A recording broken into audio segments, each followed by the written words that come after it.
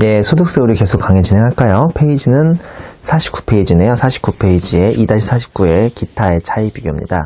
우리 지금까지 필요경비 불산입에서 이제 가장 큰 틀로 법인세와 소득세가 어떻게 차이 나는지를 봤다면, 지금부터는 이제 몇 가지 좀 마이너한 기타의 차이 비교인데요. 안타깝게도 과거 기출문제를 보면 이 부분에서 시험 문제가 말 문제나 아니면 계산 문제로 나온 적도 있었으니까 가급적이면 이 정리한 김에 여기까지 정확히 정리하시는 게 어떨까 싶습니다. 우리 기타의 차이 비교에 반가로 1번의 자산의 평가 차익은 법인세는 법률에 의한 평가만 인정되는데 소득세에서는 아예 그냥 평가 증이 불가능하네요. 그리고 반가로 1번 대표자의 자금 인출을 보시면 법인세는 업무무관 가지입금이므로 인정이자 입금산입, 지급이자 송금불산입이라는 최악의 제도가 되는데, 여기 비해서 소득세는 초과 인추금, 즉 부채가 자산보다 커질 만큼 인출을 많이 하는 초과 인추금만 문제가 있기 때문에 일반 인추금은 문제가 없다고 되어 있습니다. 반가로 3번의 외화자산 부채의 평가는 법인세는 여기에 외화 환산 규정이 있어가지고 선택을 할 수 있게 되어 있어요. 그러니까 환산을 세법에서 그대로 인정해 줄 수도 있고 부인할 수도 있는 걸로 선택을 할 수 있는데, 소득세에는 아예 외환산 규정에 대해 자체가 없기 때문에 환산 손익이 총수익 금액도 필요경비로 잡히면 안 되겠습니다. 그러니까 무조건 부인하는 규정이라고 생각하면 되겠네요. 반가로 4번이 중요하죠. 대손충당금 한도액이 법인세법은 채권의 장부가액의 설정률을 계산할 때 매출채권이나 미수금이나 대여금, 남한테 받을 수 있는 채권을 모두 다 채권의 장부가액이라는 모수에 집어넣게 되어 있는데, 거기에 비해서 소득세는 채권의 장부가액 곱하기 설정률을 계산할 때 그 채권의 장부가액에는 사업 관련성을 따져야 하기 때문에 대여금이나 고정자산, 미수금 같은 채권은 집어넣으면 안 됩니다. 그래서 모수 자체가 법인세와 소득세가 다릅니다. 법인세는 남한테 받을 채권은 기본적으로 다 집어넣는 거고, 소득세는 매출 채권 위주로만 사업 관련성이 있는 것만 집어넣습니다. 이건 좀 중요하죠. 그 다음에 반가로 5번의 일시산학중단금이라고, 법인세에서는 국고보조금, 공사부담금, 보험차익에 대해서 결산조정이나 신고조정을 선택할 수 있는데, 여기에 비해서 소득세는 국고보조금, 보험차익에 대해서 결산조정만 인정하기 때문에 신고조정이 허용이 안 되겠습니다. 그리고 반가로 6번의 유가증권 처분손익은 법인세에서는 입금 또는 송금 인정되는데, 여기서 소득세에서는 유가증권이 어차피 사업과 무관하기 때문에 총수익 금액에도 필요경비에도 들어올 수가 없고요. 7번의 가사 관련 경비를 보면 법인세는 업무 무관 비용으로 손물인데, 여기에 비해서 소득세는 가사 관련 경비는 사업과 무관하므로 필요경비 불산입이라고 되어 있습니다. 자, 재고자산 자가소비도 재고자산을 집에 가서 스스로 소비하는 거죠. 이거는 법인세는 별도 규정이 없으나 가로 내용이 더 중요한데, 아마 대부분 시험 문제에서는 그게 부당행위에 걸릴 거란 말이죠. 어차피 부인되는데, 여기에 비해서 소득세도 자기 자신에게 매출한 것으로 보고 시가를 총수익 금액에 산입하고 원가를 필요경비에 산입해서, 이 반가로 8번도 과거에 보면 문제에 참 많이 나왔었습니다. 다들 중요하겠지만 특히나 4번하고 8번 잘 기억하셔야겠습니다. 자, 50페이지 보면 빈출유형 03이라고 해서 사업소득의 수입시기나 과세 방법이 나와 있는데요. 1번 내용부터 좀 보면, 사업소득의 수입시기는 다음의 경우를 제외하고는 원칙적으로 법인세하고 동일하다고 되어 있으니까 이 몇 개만 좀 기억하시면 되겠네요. 첫 번째, 인적 용역 제공. 이건 워낙 쉬워가지고요, 여러분들이 어렵지 않게 맞추실 텐데, 반가로 1번 1년 초과되는 전속계약이죠. 우리 올해 한 5년 동안 계약을 해가지고 광고를 찍는다거나, 그렇게 5년짜리 광고가 현실에서는 없겠지만 과거에 시험에 나온 적은 있죠. 보면 연예인 및 직업운동선수 등이 계약기간 1년을 초과하는 일신 전속계약금을 일시 수령하면 너무 당연하지만 화살표 있는 것처럼 계약기간에 따라서 해당 대가를 균등하게 안분해서 월화에 계산하라는 거고요. 항상 이럴 때 월수는 첫 달에 1개월 미만이어도 첫 달은 1개월로 봐주고 있죠. 반가로 2번 일반적인 경우는 용역 대가를 지급하기로 한 날 또는 용역의 제공을 완료한 날 중에 빠른 날이라고 되어 있습니다. 그 다음에 양가로 2번의 무인 판매기에 따른 판매는 제하로 원래 인도할 때마다 기숙시기를 잡아야 하는데, 무인 판매기에서 음료수 사갈 때마다 인도주의로 계속 장부를 작성하는 건 말이 안 되니까 무인 판매기에서의 현금 인출일이고요. 그 다음에 양가로 3번의 어음의 할인은 어음의 만기일, 근데 만기 전에 어음을 양도해버리면 양도일 더 빠른 날을 선택하는, 땡겨오는 거고요. 금융보험업은 실제로 수입되는 날, 일반적으로 현금수일을 의미합니다. 자, 양가로 5번의 부동산 등의 자산 임대소득은 반가로 1번 계약 또는 관습에 따라서 지급일이 정해졌으면 그 정해진 날인 약정주의 가고요. 반가로 2번 계약 또는 관습에 따라서 지급일이 정해지지 아니했으면 지급받는 날인 현금주의를 가고 있습니다. 그리고 반가로 3번에 선세금이라고요. 이거는 미리 받은 월세를 일반적으로 선세금이라고 하는데 화살표 보시면 계약기간 월수의 안분 계산, 월수는 첫 달이 1개월 미만인 경우에는 1개월로 본다라고 되어 있습니다. 그 밑에 주에 보시면 장기 할부 판매 및 건설공사의 법인세법과 소득세법 귀속시기 차이라고 되어 있는데요. 일단 법인세법은 장기 할부 판매가 원칙적으로 명목가치 인도기준, 그 다음에 특례로 두 개가 있는 거 아시죠? 기업회계가 현재가치를 한다면 현재가치 인도기준을 우리 잡아주는 경우가 있고요. 그리고 회수기일 도래기준을 적용해도 세법이 이를 수용해주는 경우가 있죠. 이 법인세법에서의 장기할부는 상당히 중요하죠.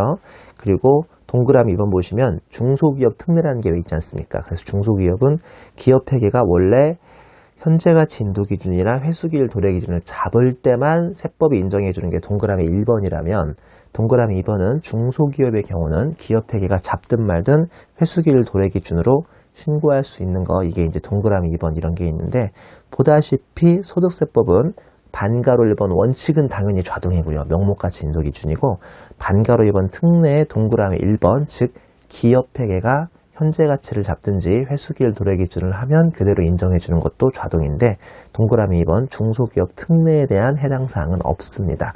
이렇게까지 깊숙이 나올 수는 없겠지만요. 그래도 혹시 모르니까 한번 정리를 해 놓으시고요. 51페이지에 양가로 2번의 건설공사 보면 원칙은 장단기 불문하고 진행기준을 적용하라고 되어 있고요. 법인세법의 경우를부터 공부하자면 특례에 보시면 중소기업이고 단기건설이면 인도기준을 신고조정으로 가능하게 됐고, 그 다음에 이번에 예약매출은 기업회계에서 인도기준을 계상하면 세법이 이를 수용해주는 게 있는데, 소득세법은 원칙은 그냥 단기면 인도기준, 그 다음에 장기면 진행기준이어서 장단기에 따라서 일단 법인세하고 원칙부터가 달라지게 되어 있고요. 특례 보시면 단기건설은 인도기준이 원칙이지만 기업회계에서 진행기준 계산하면 세법이 이를 수용하게 되어 있습니다. 그 다음에 밑에 있는 연예인 유씨는이라고 해서 5년짜리 전속 광고계약, 여기는 2년짜리지만 그냥 월화 생각하면 되는 그냥 쉬운 문제니까 여러분 한번 풀어보시죠. 어려운 문제 아니니까. 2번으로 내려오면 사업소득의 과세 방법이어서 원칙은 사업소득은 원천징수를 할 수가 없죠.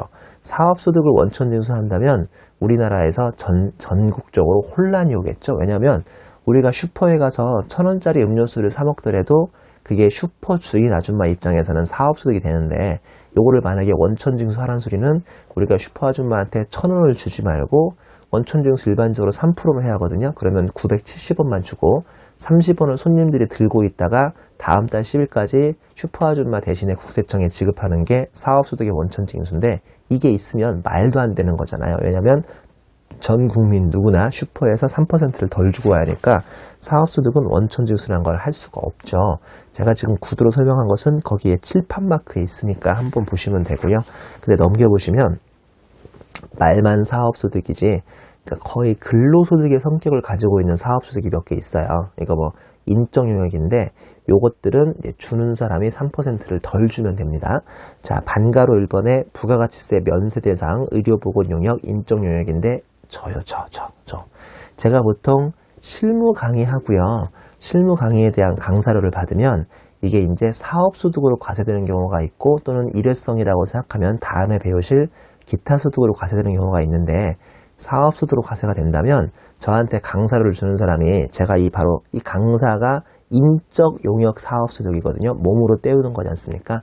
100만원 만약에 저한테 강사료를 100만원 준다고 하면 97만원 정도만, 실은 구주민세인 10%를 덧대면 3%가 아니라 3.3%를 떼게 되는데요. 그러면 96만 7천원만 저한테 원천징수한 다음에 순액을 주고 있죠.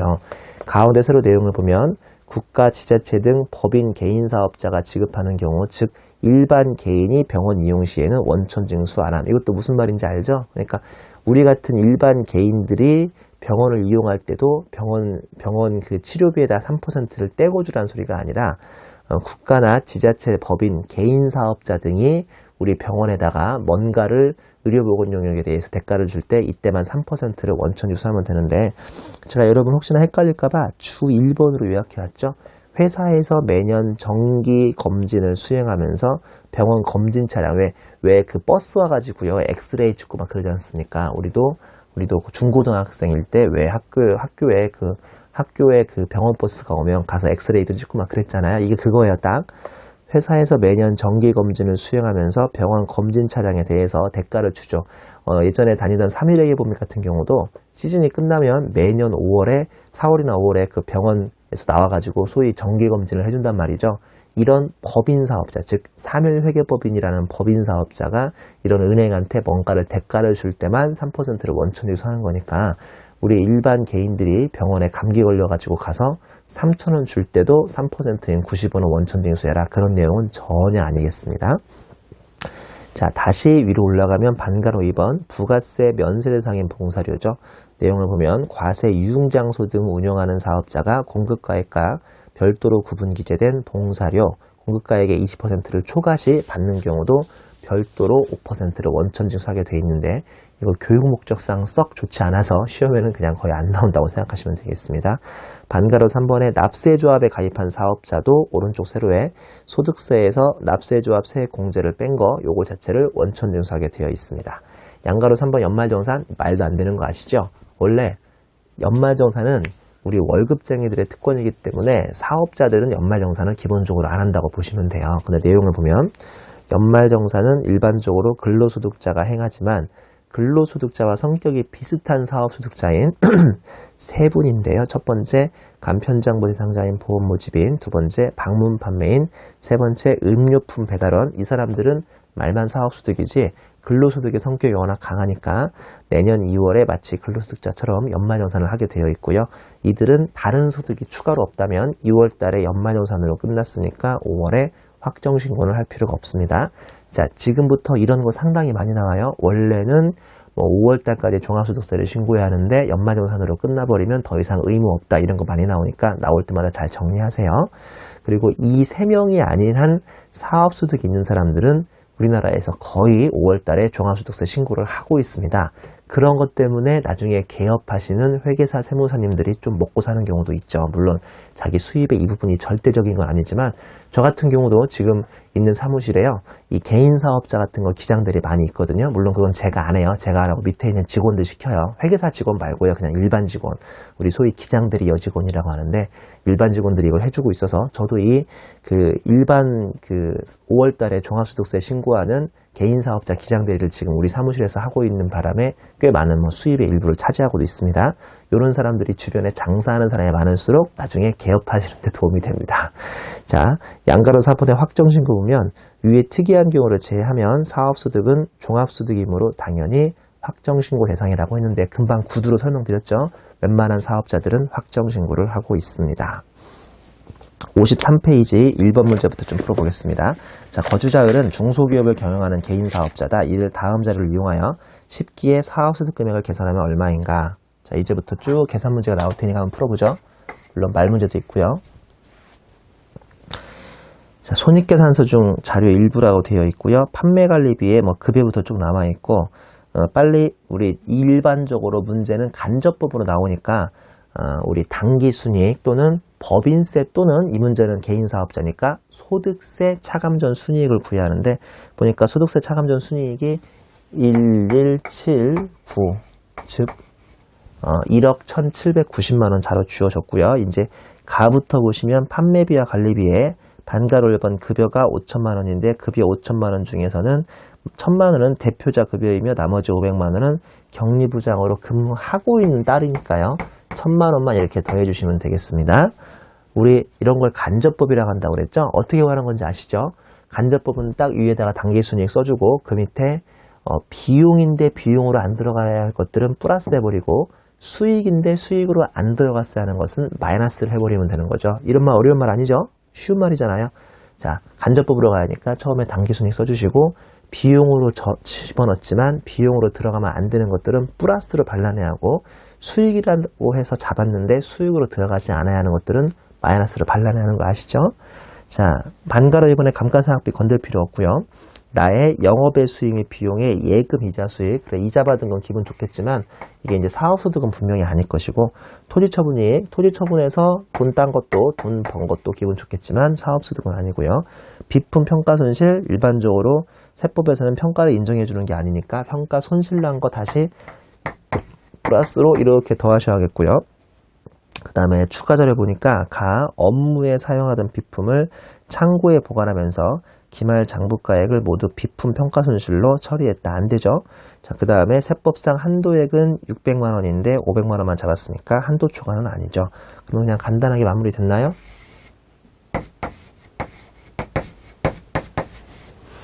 1억 2,240만 원으로 동그라미 4번으로 간단하게 마무리됐습니다. 이건 아주 간단한 문제고요. 이번에는 2번 문제를 보겠습니다.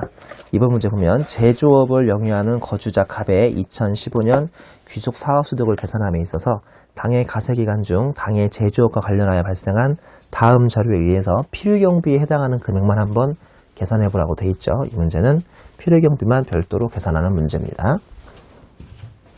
이런 문제는 자주 나오는 유형은 아니죠. 이렇게 필요경비만 별도로 계산하는 문제는 아니고 금방 앞에처럼 쭉 간접법으로 푸는 문제가 가장 일반적이긴 합니다.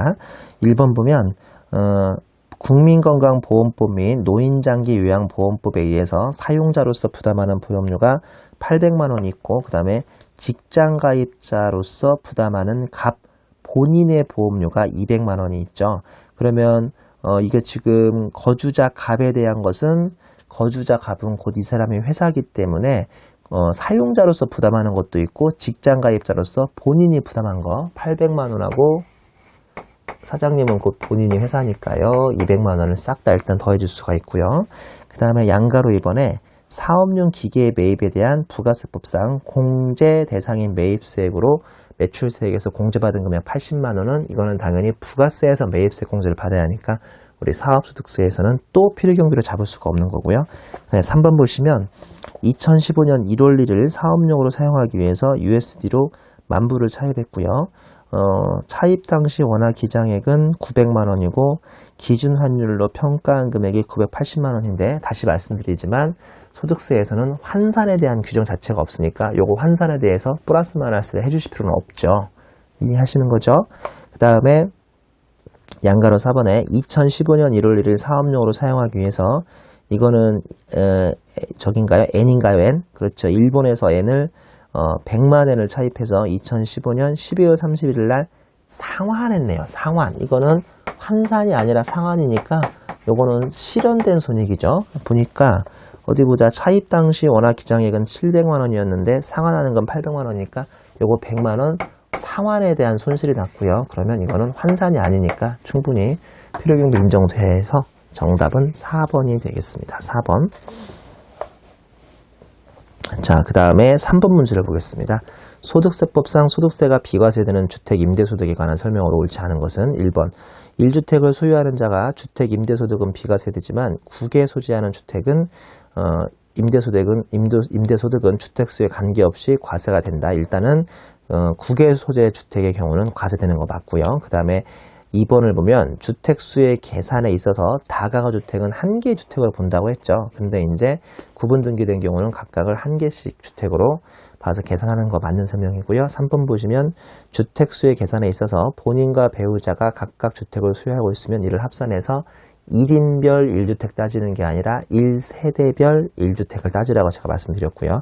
4번에 보시면 주택수의 계산에 있어 임차 또는 전세받은 주택을 전대하거나 전전세하는 경우에는 당해 임차 또는 전세받은 주택을 임차인 또는 전세받은 주택으로 해서 까딱하면 1세대 2주택 돼버릴 수 있다고 설명드렸죠.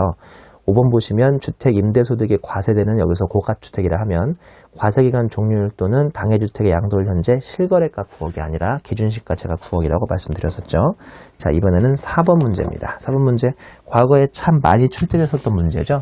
똑같은 우리 숫자들을 주고 법인세하고 소득세를 비교하게 하는 꽤 이제 수준 높은 문제들인데 과거에 많이 출제됐었죠.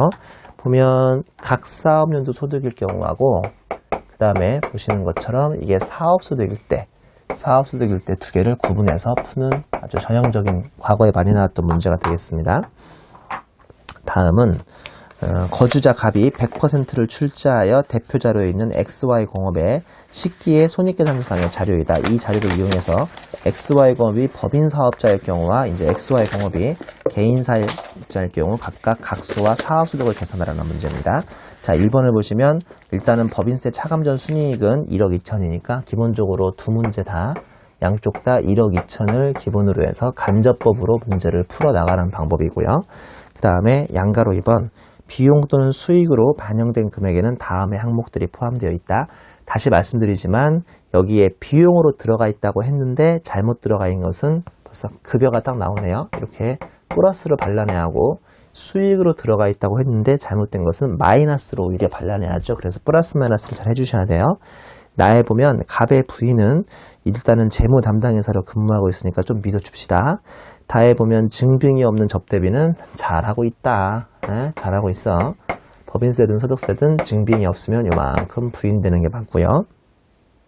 그 다음에 라에 보면 사업과 관련하여 발생한 채무 변제액이 400만 원이 있는데 이 중에서 400만 원이 수익으로 잡혀 있으니까 또 건들 필요 없지만 100만 원이 이율교수금 보전에 충당됐다고 됐으니까 법인세든 소득세든 100만 원은 입금 불산입 또는 총수익금의 불산이고요. 그 다음에 마에 보면 배당금 수익이 300만 원인데 배당금 받은 건 기분 좋겠지만 사업소득은 워낙 사업 관련성을 따지기 때문에 얘는 배당금 소득으로 갔어야 하고요.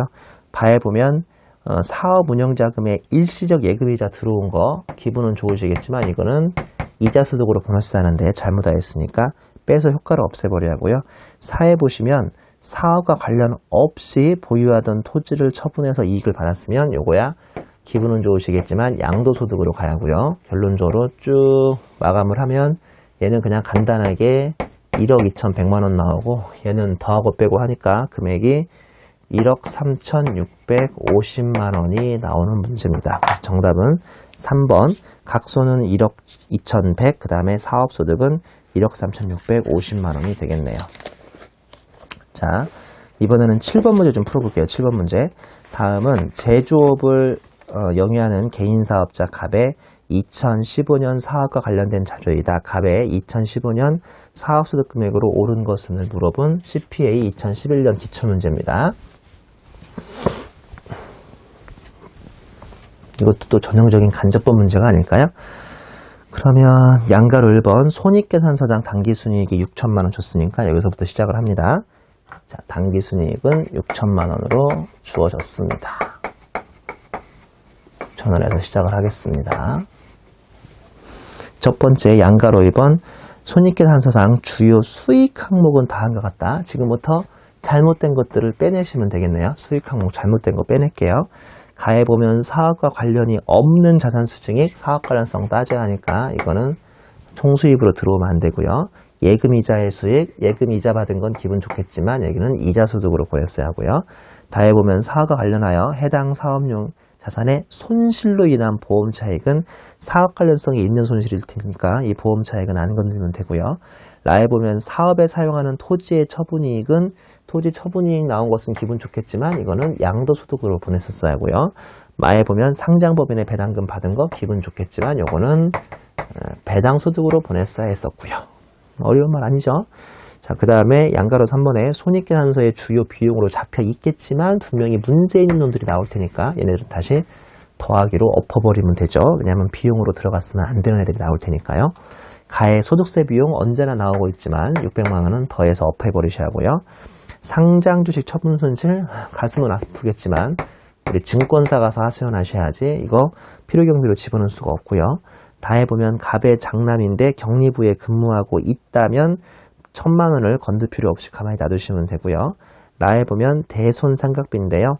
100만 원 잡았는데 외상매출금 1억에 대해서 1%에 해당하는 금액을 설정한 것이며 대손실적률은 0.8%인데 그러면 1%와 0.8% 중에 큰 금액이니까 1% 잡으면 되고요. 1억에 대해서 1% 잡으라고 했는데 실제로 100만 원 잡았으니까 전혀 문제없이 딱 한도까지만 잡았네요. 착하네요. 양가로 4번을 보시면 재고자산은 취득원가가 300만 원이고 시가가 500만 원인 것인데 이걸 가사용으로 소비하고 아무런 회계 처리하지 않았답니다. 나쁜 놈이네? 그러면 플러스 500만 원에 마이너스 300만 원 해야 해서 결론적으로 플러스 200만 원만 해주면 되겠습니다. 4개 빼고 3개 더해주면 금액은 5,190만 원이 잡히는 아주 좋은 문제네요. 문제 딱 길이도 좋고요. 난이도도 조금 고민할 수 있는 난이도니까 참 문제는 수준이 참 좋은 문제인 것 같습니다. 그만 풀었던 문제는요. 우리 8번 문제를 풀어보겠습니다. 8번 문제. 소득세법과 법인세법상 과세소득의 범위 및 계산에 관한 설명으로 옳지 않은 것은 CT의 2011년 기출문제입니다. 1번, 소득세법은 직계존비속에게 주택을 무상으로 사용하게 하고 직계존비속이 그 주택에 실제 거주하는 경우에 부당행위 계산 부연에서 제외되지만 법인세법은 소액주주가 아닌 출자 임원에게 사택을 무상으로 제공하면 부당행위에 걸린다. 좋은 문장이네요. 정확히 맞는 문장일 것이고요. 2번을 보면 소득세법은 일시상학중단금의 신고조정을 허용하지만 법인세법은 일시상학중단금의 신고조정을 허용하지 않는다. 상당히 후미진 곳에서 나왔는데 이 문장이 틀렸죠. 법인세법은 일시상학중단금의 신고조정, 결산조정 모두 허용이 됩니다. 자, 그 다음에 3번은 소득세법은 개인기업체 사업주에 대한 급여를 필요경비로 산입하지 않으나 법인세법은 법인의 대표자에 대한 급여를 원칙적으로 송금에 산입한다. 맞는 설명이겠죠. 4번 보면 소득세법은 개인의 사업소득 금액 계산 시 유가증권 처분손익을 총수익 금액 또는 필요경비로 산입하지 않지만 법인세법은 유가증권 처분손익을 법인의 각소 계산 시 입금 또는 송금에 산입한다. 정확히 맞는 설명이고요. 5번을 보면 소득세법은 개인의 과세대상 소득의 범위를 원칙적으로 소득 원천설에 따라 정하고 있다. 다 맞는 설명이네요. 2번이 이제 오답이 되겠습니다. 10번 문제 풀어볼게요. 다음 자료를 이용하여 개인 사업자인 거주자 갑의 2015년 사업소득을 계산한 금액으로 옳은 것을 물어본 2014년 작년 기출문제네요. 자, 보면 손익계산서에서 당기순이익 줬죠? 그럼 역시나 간접법으로 당기순이익을 준 금액으로 문제를 풀면 되겠습니다. 간접법이니까 안 되는 것들을 싹 다 발라내면 되겠죠. 자, 당기순이익이 9,200만 원으로 시작이 되겠습니다. 9,200만 원으로 시작해서 매출 3억, 매출원가 1억, 여기까지는 건들 필요 없겠네요. 근데 급여의 대표자 급여가 1억 중에 5천만 원 포함되어 있으니까 이거는 뺄라 나오네요. 이거 대표자 급여. 아주 중요하다고요. 대표자 급여. 너는 별 맞아야지. 계속 나오죠. 대표자 급여 상당히 중요합니다. 그 다음에 판매비에 3천만 원 있는데 건들 필요 없어 보이고요. 이자 수익이 1,000만 원이 플러스 되어 있으니까 마이너스로 이렇게 발라내야죠. 이자는 들어가면 안 되니까.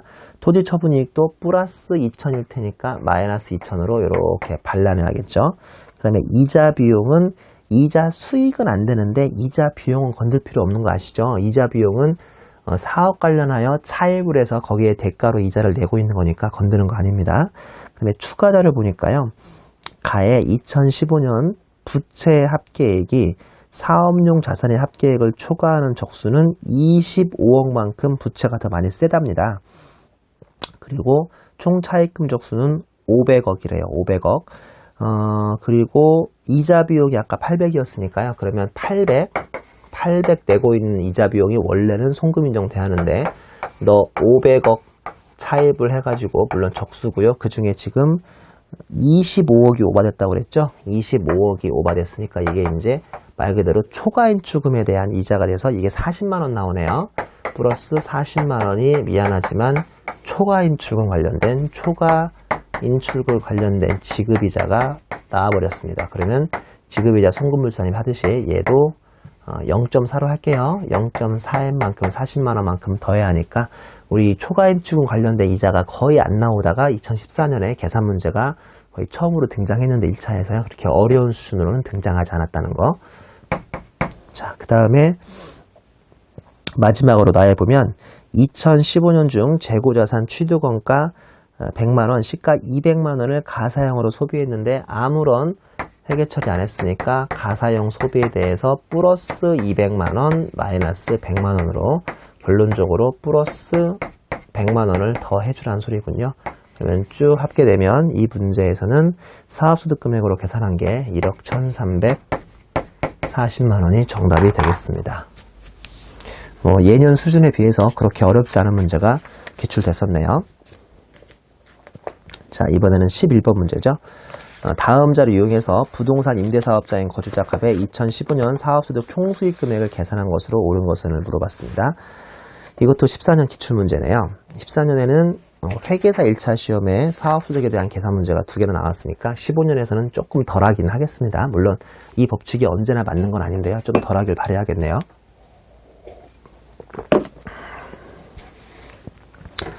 1번 갑은 주택 3채가 있어요. 그리고 3채 다 기준시가가 3억을 초과했으니까 일단 이분은 간주임대료에 걸렸네요. 물론 보증금도 합계액이 3억을 넘어가야만 걸리긴 하죠. 자, 그리고 그중 하나의 주택이 간주임대료 계산 대상이라고 되어 있고요. 그 다음에 2번을 보면 2014년 10월 16일에 주택 임대의 보증금을 5억을 받았고요. 1년분 임대료 3,600만 원도 수령을 했습니다. 2014년이네요. 14년. 그리고 임대 기간이 14년 10월부터 15년 1년간이니까 결론적으로 올해 10월까지예요? 올해 9월까지예요? 올해 9월까지죠? 왜 그런지 알죠? 제가 첫 달을 집어넣으라고 했으니까 2014년에 10월이 들어갔을 거니까 2015년은 9월까지만 해야겠죠? 월 임대료가 작년에 받아놨던 거에 곱하기 12개월분에 9개월까지 들어가시면 되겠죠. 지금 15년 구매하니까 3,600만 원 받아놨었대요. 그럼 한마디로 이게 2,700만 원 나오나요? 그래서 월 임대료는 확정이 됐고요. 그 다음에 양가로 4번 임대 보증금 운용 수익이 2015년 발생한 수입이자가 100만 원 있다고 했으니까 나중에 기회가 되면 100만 원 빼주면 되겠고요. 그 다음에 양가로 5번 기획재정불용으로 정하는 정기예금 이자율은 3.6%, 65%로 가정하죠. 그러면 여기에다가 간주임대료를 더해 주셔야 하는데 보증금이 얼마였어요? 보증금이 5억이었죠? 5억에서 아직까지는 시행 초기니까 3억을 빼라고 했어요. 3억을 뺀 다음에 여기에 다시 곱하기 아직까지는 60%만 적용해 주면 되고요.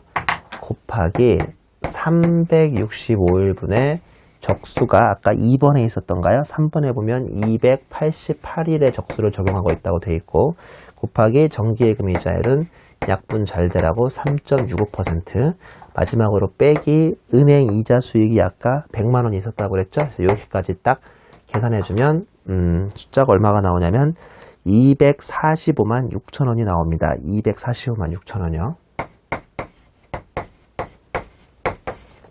그러면 문제에서 그냥 총수익 금액 물어봤으니까 2,945만 6천 원이 정답이 돼서 2945600 정답은 3번이 되겠습니다.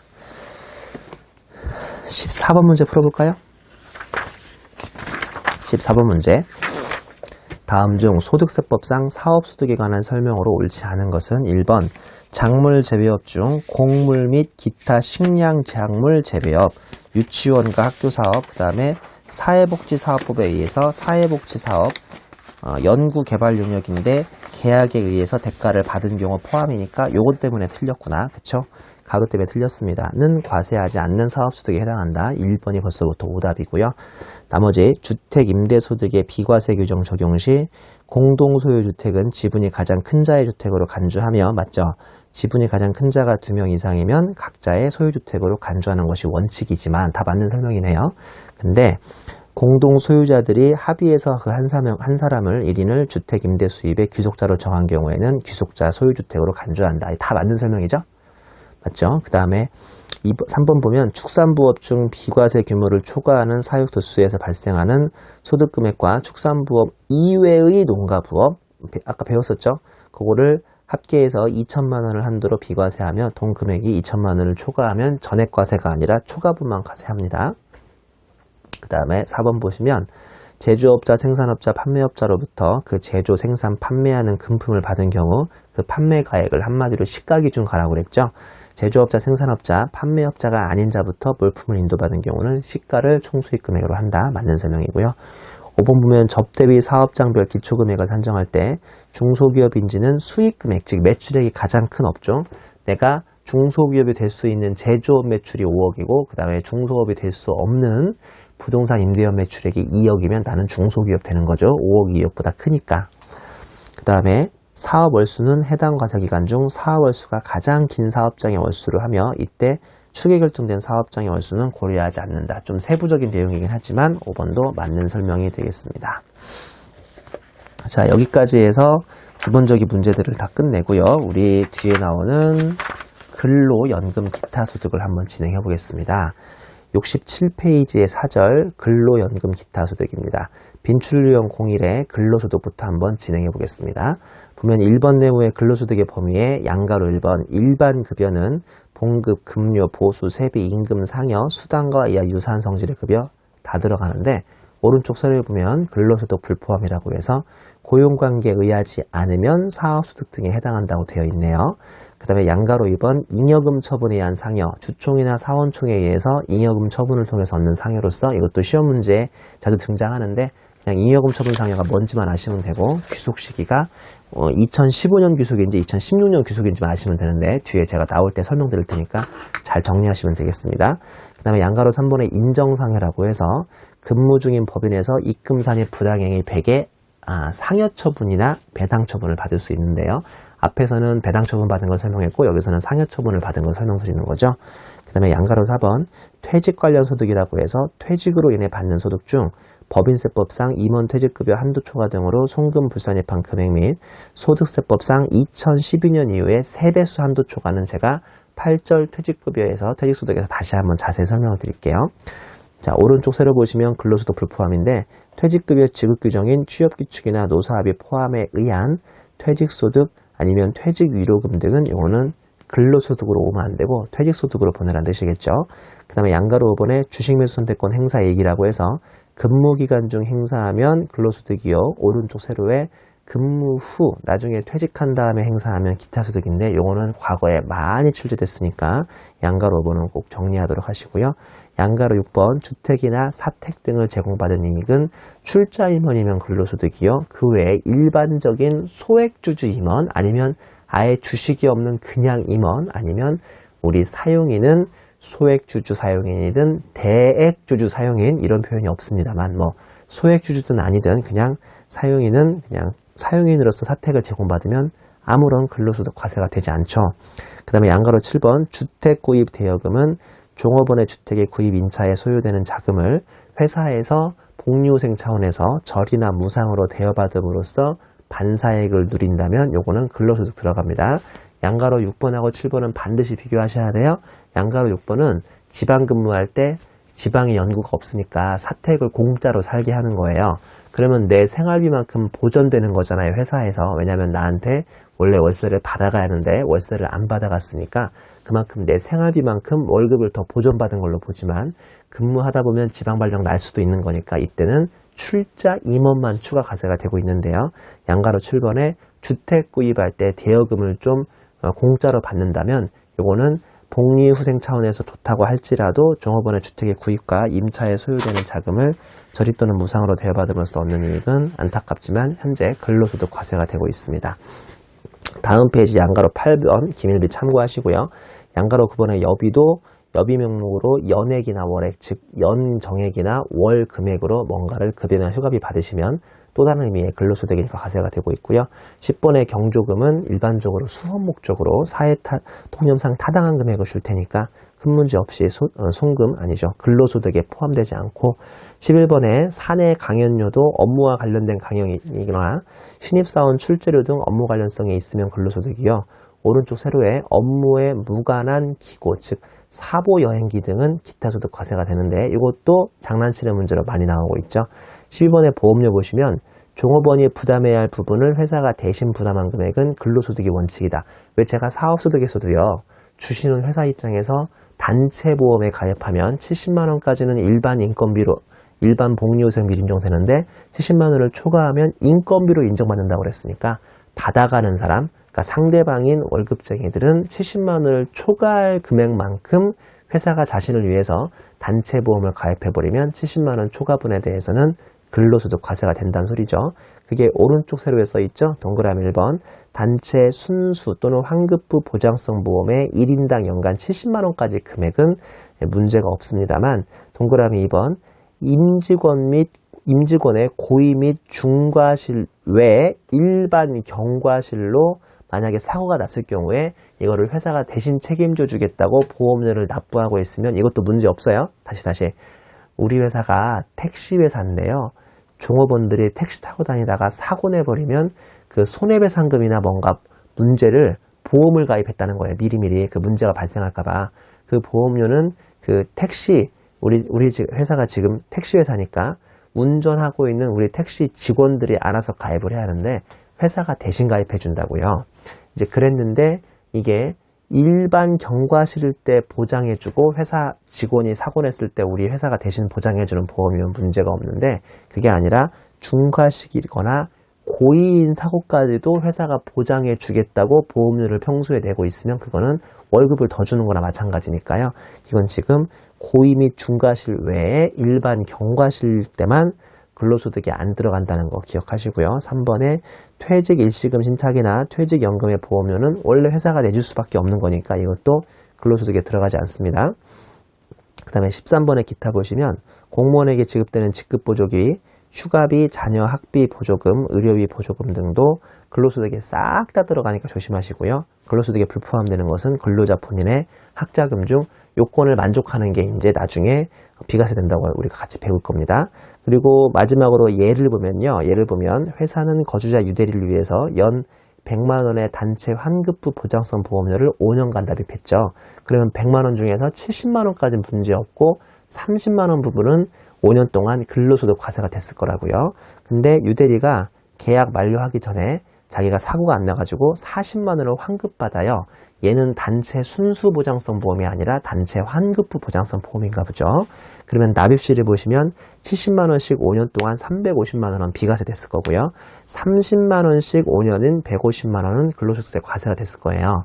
자, 이 부분에서 40만 원이 나온다면 다시 이번에는 40만 원을 몇 대 몇으로 안분하시면 되겠어요. 70%에 해당하는 28만 원하고 30%에 해당하는 12만 원으로 나누셔가지고요.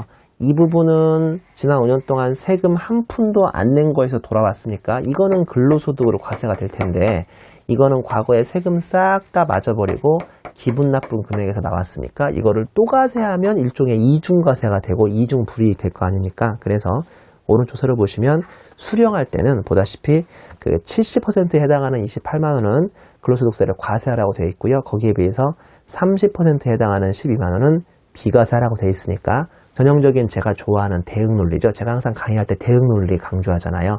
그때 과거에 기분 좋았으면 지금은 기분 나빠하고 과거에 기분 안 좋았으면 지금이라도 기분 좋게 해줘야 하는데 30% 부분인 30만 원은 과거에 근로소득으로 기분 안 좋게 세금 냈으니까 이제 40만 원 돌아 나올 때는 30%에 해당하는 12만 원은 이제는 기분 좋게 근로소득세 비과세를 해주라 소리입니다. 자, 여기까지 기본적인 근로소득까지 배웠고 우리 잠시만 쉬었다가 69페이지에 비과세 근로소득이 더 중요하니까 이 부분을 강의하겠습니다.